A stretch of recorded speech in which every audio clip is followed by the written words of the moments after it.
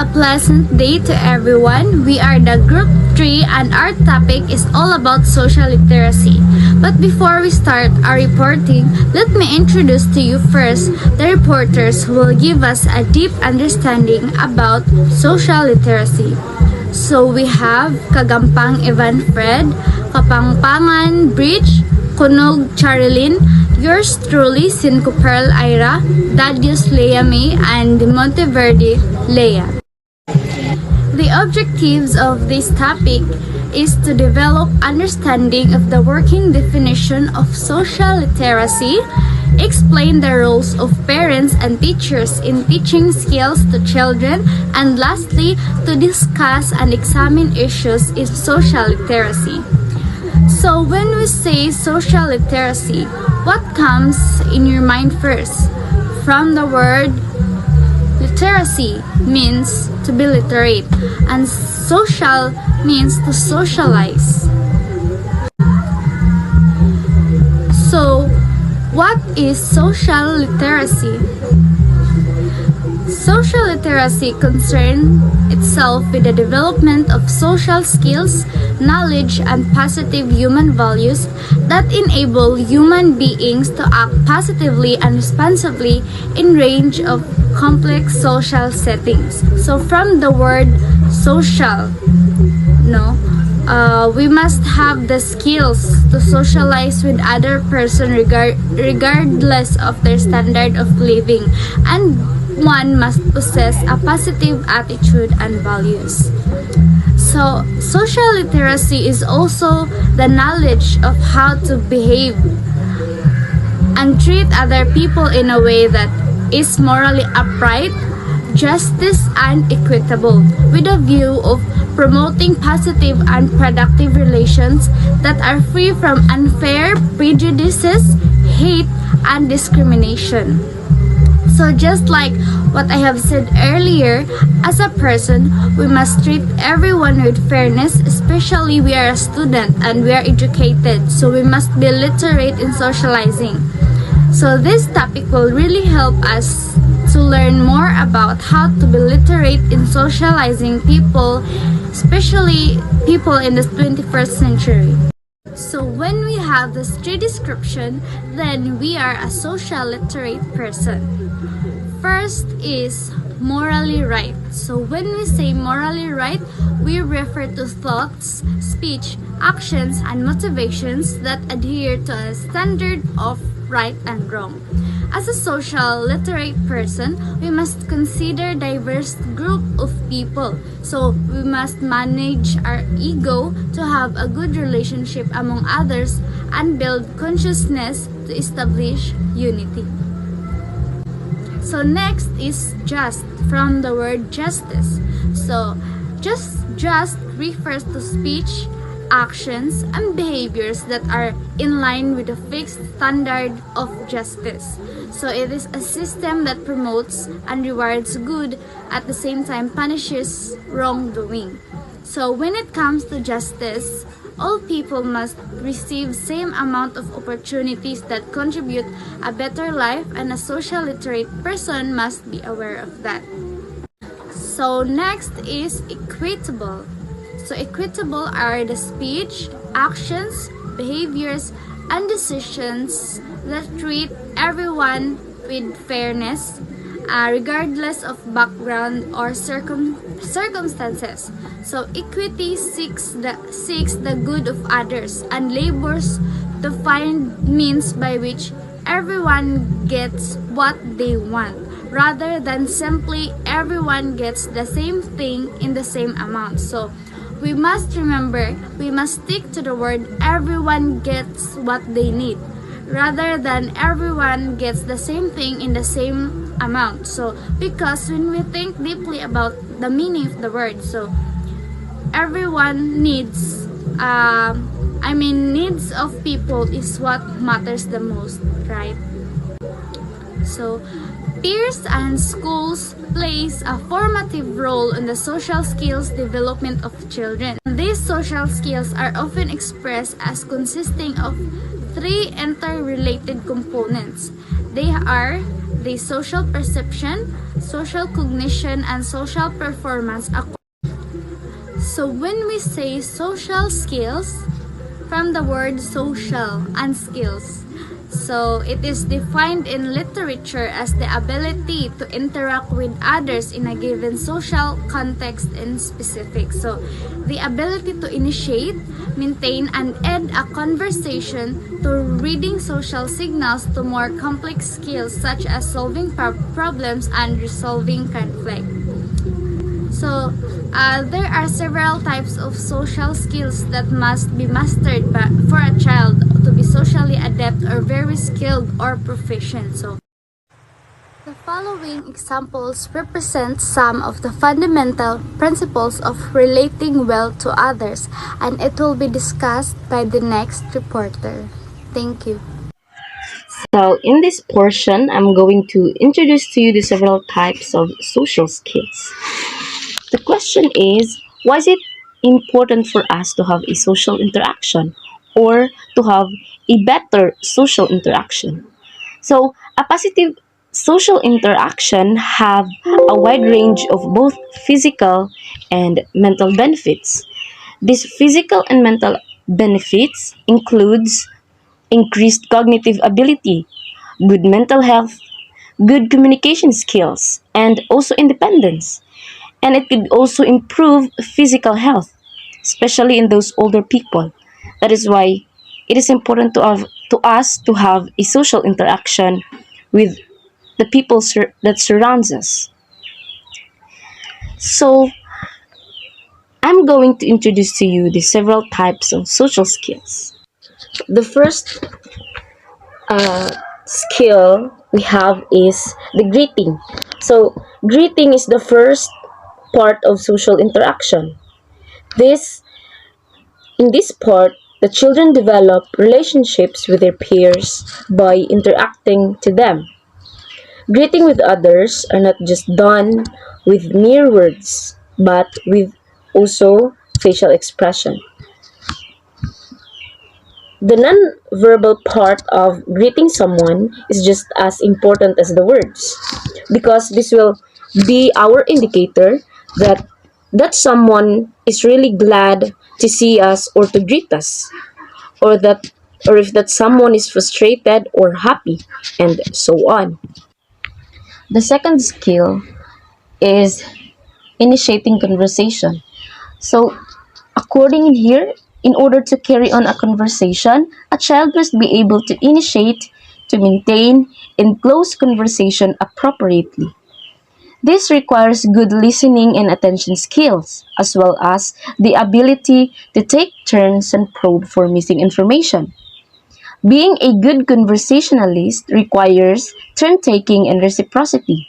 Children have to listen as well as talk. If they do not show any interest in what the other person has to say, they probably will not be interested in talking.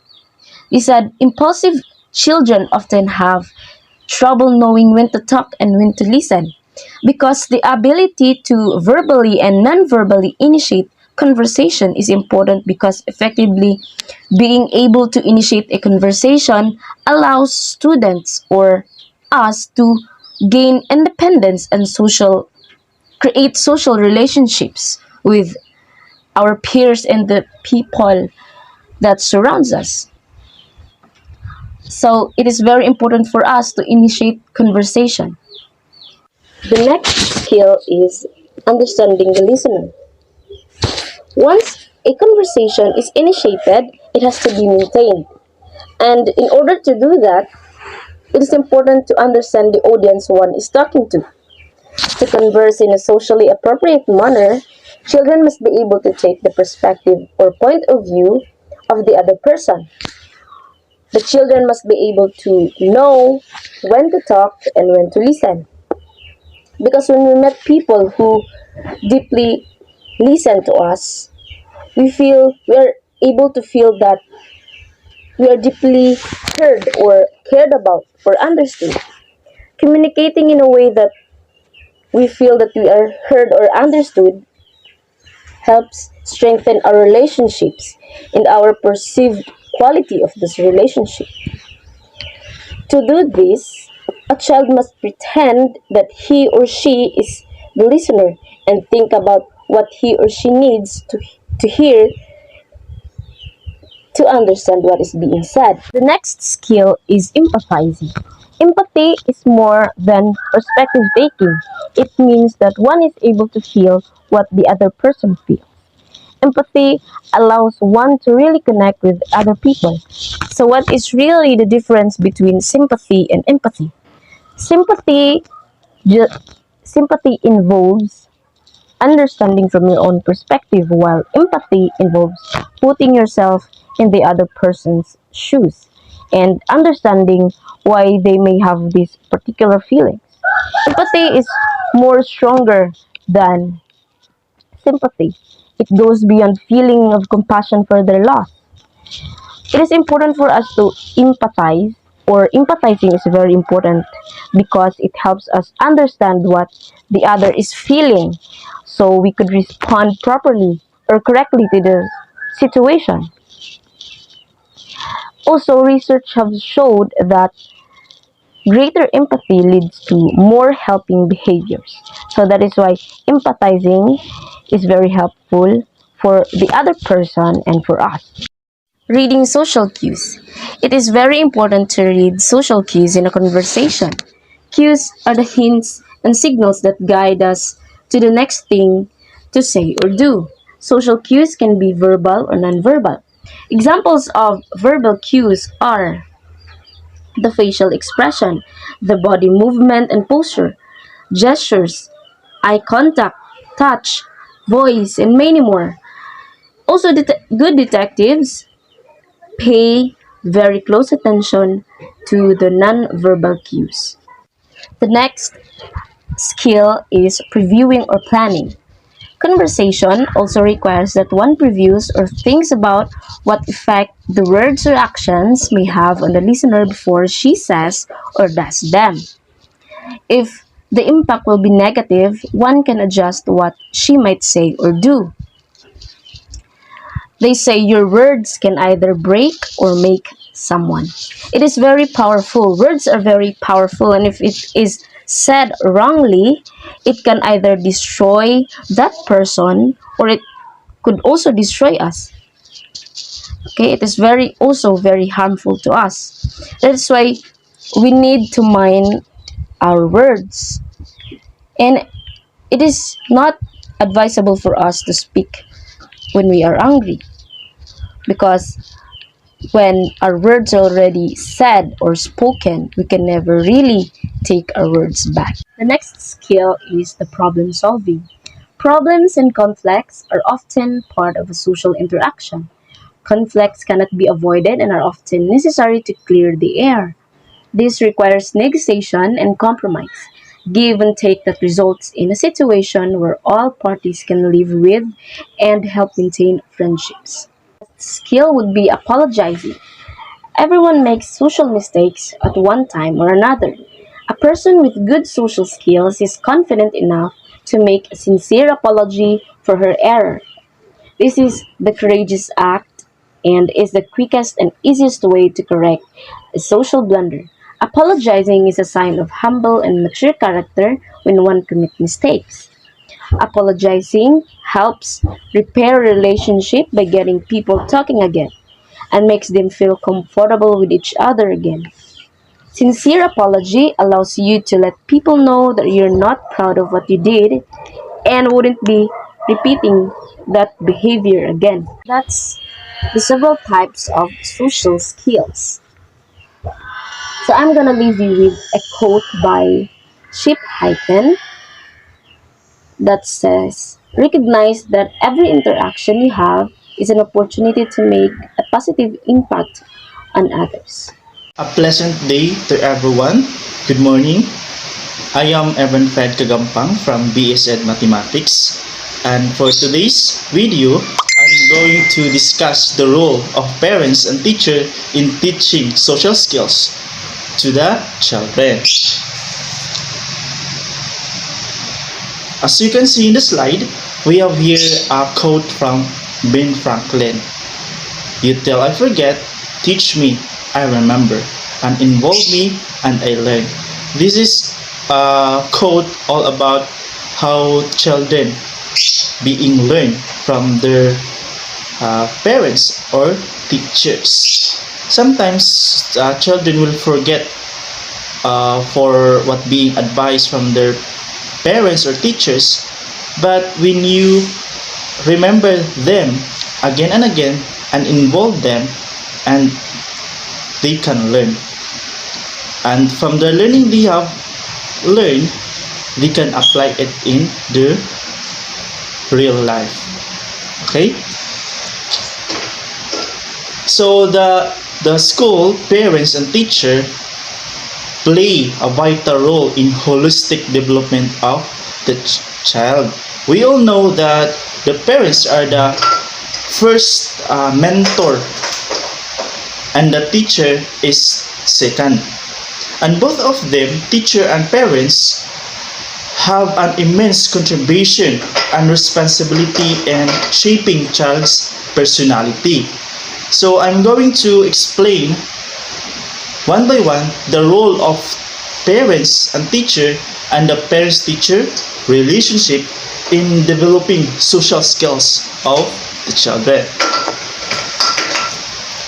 First, the role of parents. No? Parents are the first child role model. No? Children behave, react, and imitate same as their parents. No? Parents play an important role in encouraging and motivating their kids to learn. No? Right? A good parental support help children to be positive, healthy, and good lifelong learner. No? Children acquire skills at the early age of their life if parents are responsive and understanding. We can say that the parents talaga is have an important role when we talk about child rearing. Kung how they discipline their child, how they talk the child in a way that they can learn from it until they will grow and apply this one in their future or future work, or they can live there as independent. All right. Next is role of a teacher. No. Major challenges. We all know that the major challenges of for teacher is to nurture children learning and give him various experience to face this challenging world. All right. So the teacher molds the child to be responsible and independent learner. Teacher is the first person from whom child learn his social skills. Aside from parents, the teacher will mold better the social skills of the students. No? The social skills of students in school. No? Teacher make him comfortable and guide him the early concepts and developing skills of life. No? A teacher that is open-minded, no, will balance and plan. Teacher has a great power to bring positive changes in the child development. All right, di ba? As children grows, and develop mastery in different skills. All right, but teacher become a real guide in nurturing child interest and learning to make the child more independent. As a teacher, we all know our role is not only to teach them, implied knowledge on them, but we are also the influencer of the students on how they will react or the responses in different situations in life. That is not only on what they have learned in school, but their emotions, their feelings to face it, and that is a kind of social skills that they have to improve.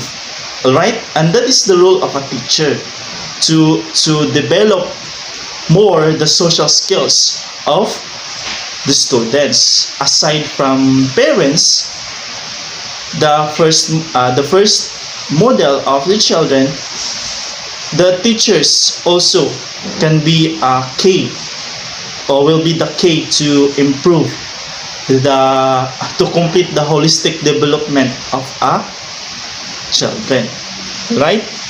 So last, we talk about the teacher parents relationship, no? And trust and mutual understanding between parents and teacher is a real secret of child's happy learning, di ba? No? Kanang support and cooperativeness for parents towards teacher help a lot to connect, understand, and work towards child.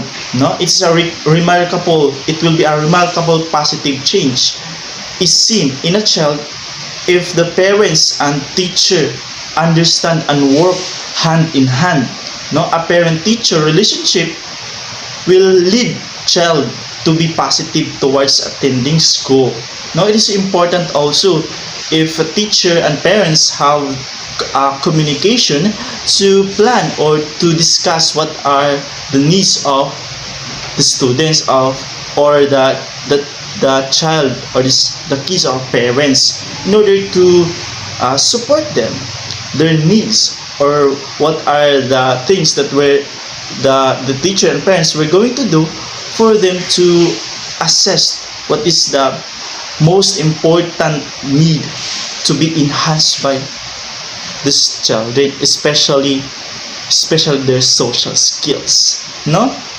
And by that it must be important role again by teacher to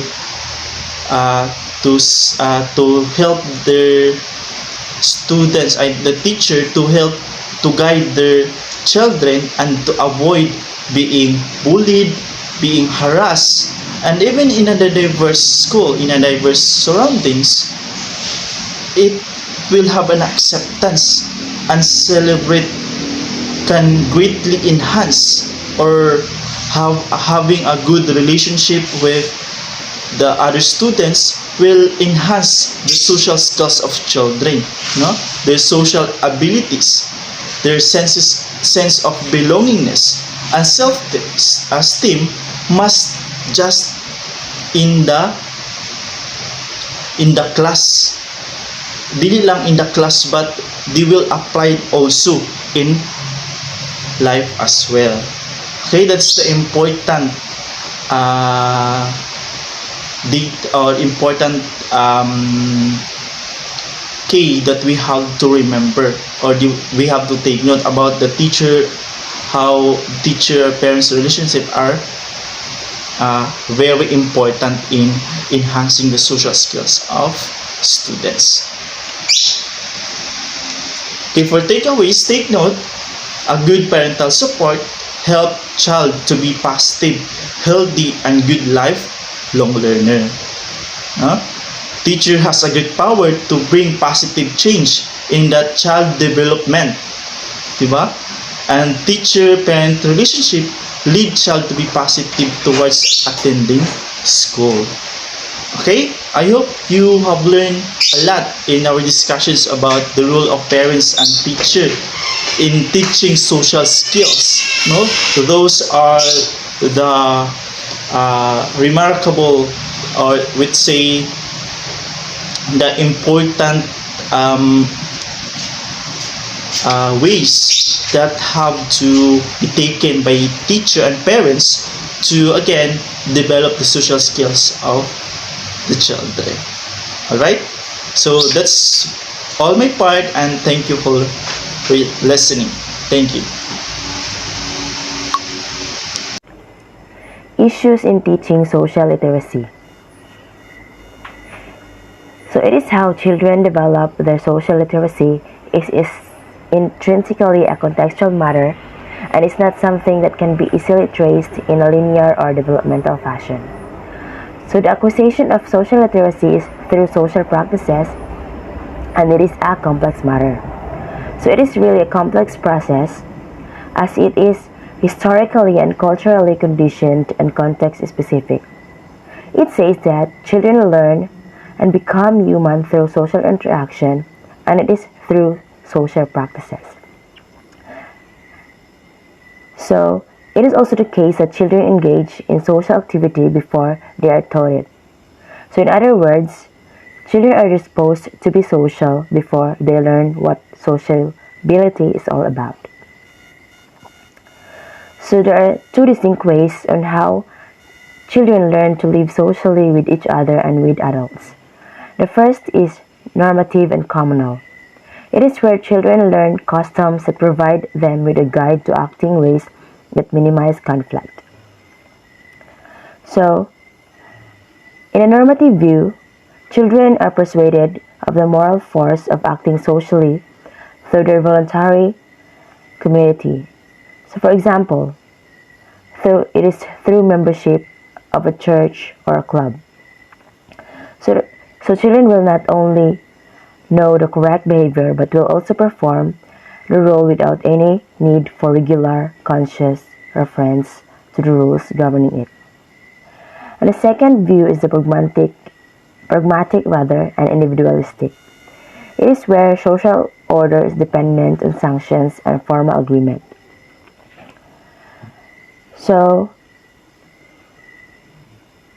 the social order of the children is created by explicit and implicit agreements entered into by self-seeking individuals to avert the worst consequences of their selfish instincts. So, therefore, teaching social literacy in schools is not as easy as it appears to be due to subjective standards of morality and inherent human capacity to judge and make excuses. So what is subjective standards of morality? Subjective morality is the opposite of objective morality. It says that our morals are all human-made and can vary from person to person, while there are strong morals shared by most of humanity, such as killing. Many morals are subjective as to whether or not they are correct. So in subjective morality, our morals will differ or vary from one person to another. But most of us share the same common morals such as killing. So according to the natural outcome of postmodern philosophies is that truth and morality are considered subjective and open to individual interpretation. Since truth and morality is open to an individual interpretation, actions and other behavioral patterns that were once considered bad have now become acceptable, and it is also now considered to be even good. So when the standard of measure between good and bad changes, this gives us a license to change as well and opens the gates to all kinds of abuse. So this in effect pulls the rug out from under any and all attempts at true justice and equitability, since they themselves rely on fixed moral standards. So therefore, for those who insist on a subjective moral standard will be the first to demand a fixed moral standard when they themselves fall victim to a subjective morality's inevitable outcome. That would be all for my part, and thank you. So the next issue on teaching social literacy is human nature. While we would like all to believe that people are inherently good, experience has taught us that inherent goodness of humanity is at best unreliable.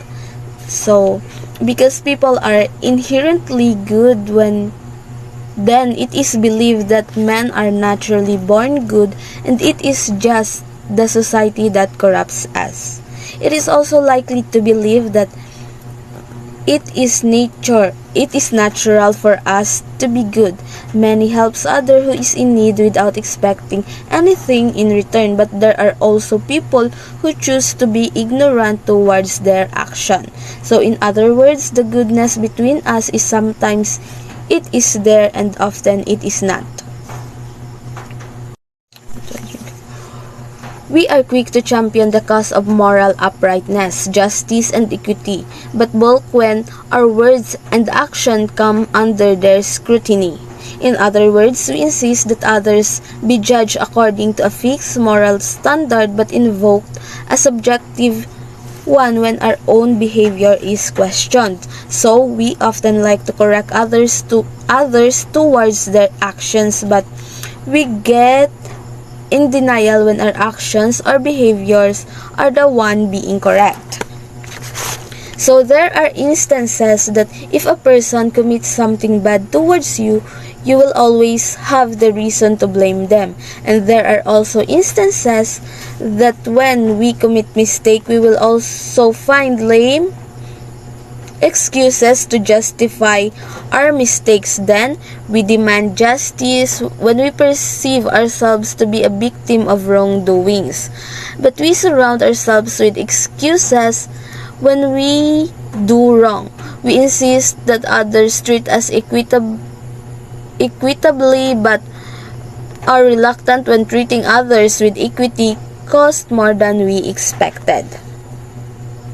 So for example, in a class, you want a fair grading system. Then once you know nga, this teacher is unfair and you already experience her system of being unfair, then you will do something or say something about her. But once this teacher favors you, okay ras imo bisag unfair siya slain, and it is something that we experience or we encounter as a student. And this example is not a good nature of socialization. Today's students have grown up with internet that they have become inseparable from their gadgets. So in today's generation, the usage of gadgets like phones, tablets, laptops, computers, others, and as well as internet is very rampant. Mostly, students are likely spending their time on using these gadgets and they often forget to socialize or to talk to others. So, as what we can notice even today, that ang uban mag-chat-chat pa bisag dool ra kaayo sila bisag tapad ra. So, in this case, the development of the social skills will have no development or progress. Blake 2017 offers helpful reminders to young professionals in terms of social skills in the modern age. This situation underscores the importance of educating students on what could be called social literacy to ensure their academic and career success. So, according to Blake 2017, we should put emphasis on teaching every student on how to be socially literate, because this can help them in the future and this will ensure their academic and social success. Just like us future educators, it is very important for us to be socially literate. It is very important that we should develop our social literacy because this will be our number one tool to become an effective teacher or educator in the near future. Because I believe that if we are socially literate, it will be easily for us to communicate, express, socialize to our colleagues as well as to our students. While casual office attire has become the norm in many offices, job interviews typically require more formal dress and behavior to demonstrate a level of respect.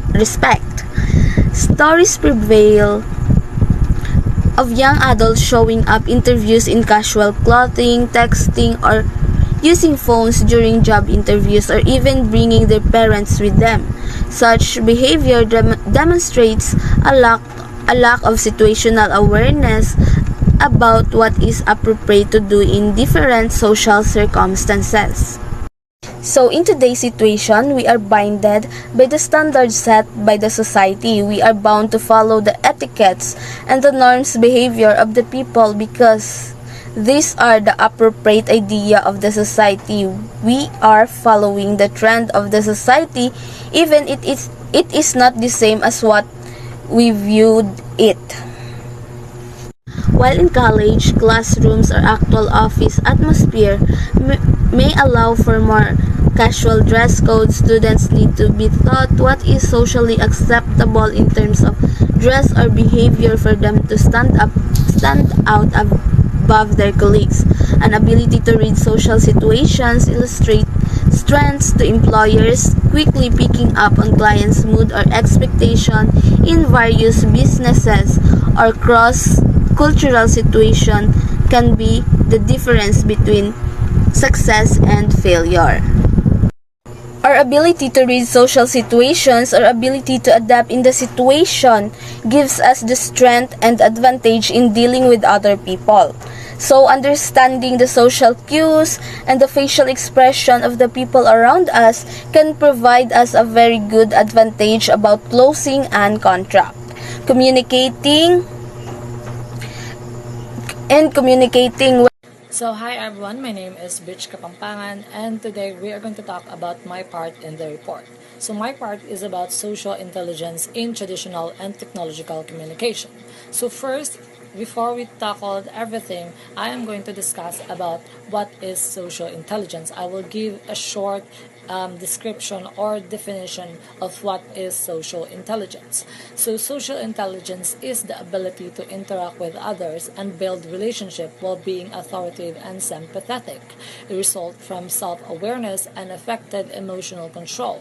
Although it is not quite the same thing, we may argue that it is closely related to emotional intelligence. So what is social intelligence? Social intelligence is about, from the name itself, social. It means interact or communicating with other people along with building relationship with them, having also being authoritative and sympathetic when doing those things, and that is what social intelligence is. And so now we are moving on to social intelligence in technological communications. So this is the ability of many young people to communicate that has been affected by text speak technology use. For example, college students has been known to write 5-word emails that lack context, politeness, or salutations. The email frequently asks, "Why did I get 0 on my assignment?" which is leaving it up to teachers who frequently have a large course load to figure out which class, which task, and whose grade the students are referring to. So social intelligence in technological communication, from the name itself, technological communication. Technological, it means it is a usage of gadgets, social media, emails, where we communicate using those ways for us to able to communicate to someone or other people. So it is used as of now with a lot of people because we use emails, gadgets to communicate with others, especially for our teachers. Although a lot of communication now happens by email, students still need to make sure that their writing shows respect and gives professors the information they need to react quickly. Text speak has also affected pupils' ability to use a proper grammar in communication. Students can gain a better understanding of a formality of communication that is required in a various settings by studying a various communication genres and the demand they place on them. For instance, a professor might write doctor when someone says Smith. It usually means that they don't want to be called by their first name casually. So now, let's move on to social intelligence in traditional communication. Traditional modes of discourse still remain even though email has replaced other form of communication as the main technique. For instance, or for example, many jobs still requires cover letters in additional to their resumes, and failing to send a gift receipt note is frequently seen as just a basic blunder or social blunder. And also an understanding of social norms and the capacity to create this kind of paper show a degree of respect or admiration. Although it is not part of the standard curriculum, understanding how to correctly write a cover letter, business letter, or thank you card teaches students not just this paper exists and are frequently required, but also show them to how to create them, saving them time and effort in future. Although traditional subject matter may not receive much attention in this seminar or these days, the curriculum can make a difference between success and failure. So traditional communication doesn't even give much attention these days because of technological uses, technological communication, gadgets, emails, and everything. It covers up traditional communication because of those. But still, it much used before, like love letters, mga ganon, like everything is uses traditional communication before. But now, because of technologies, it doesn't give much attention of those. And I think it is really great way to use communication in traditional because it shows respect and admiration to somebody that you've been communicating with. And yeah, I guess that's it. And everything I discussed is about social intelligence in traditional and technological communication has been done. Everything is discussed well, and I hope you learned something. And thank you. God bless. Good morning once again. For your review, let's have a quiz if you really listen and understand the topic about the role of parents and teacher in teaching social skills. No, I have here 5 questions at least. This is at least 5 questions that you have to answer. Okay. So question number 1. Now, instruction. Read carefully and choose the correct answer in the following questions. No, number 1. Which of the following is called the first mentor of the child in teaching social skills? A. Parents. B. Teachers. C. Students. That's very simple. Next. Okay, number 2. The role wherein to help children to be positive and healthy and good lifelong learner. A. Good parental support. B. Teacher fall support. C. Teacher and parent support.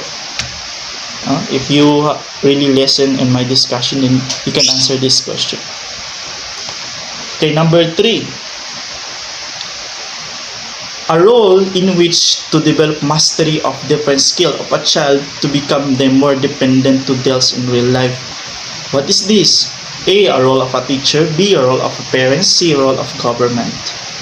Now, I also tackle this one in the role of Okay, number 4. Okay, it leads the children to be positive towards attending the school.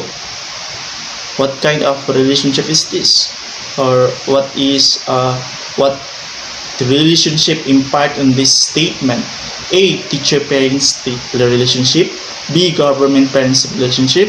C. Teacher-government relationship. And the last number. School teacher and parents play a vital role in what development?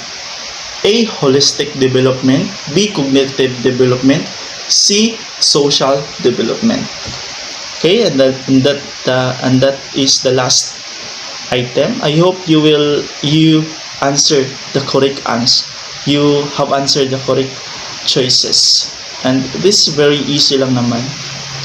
Here are also the following questions that being conducted by my groupmates about their respective topics.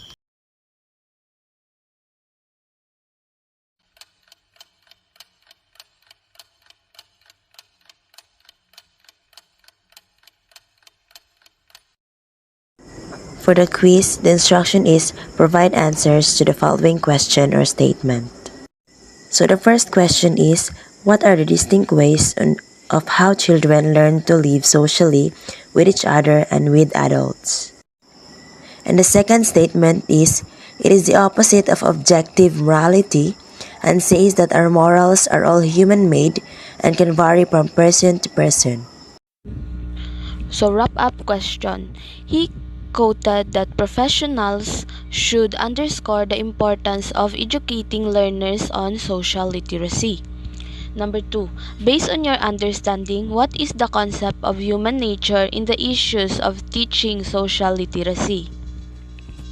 So we are going to have a little bit of quiz so that I can able to know each one of you guys understand what did I just discussed lately. So our quiz, it only have three items only. It is an identification. You must have to identify the statement and give the correct answer.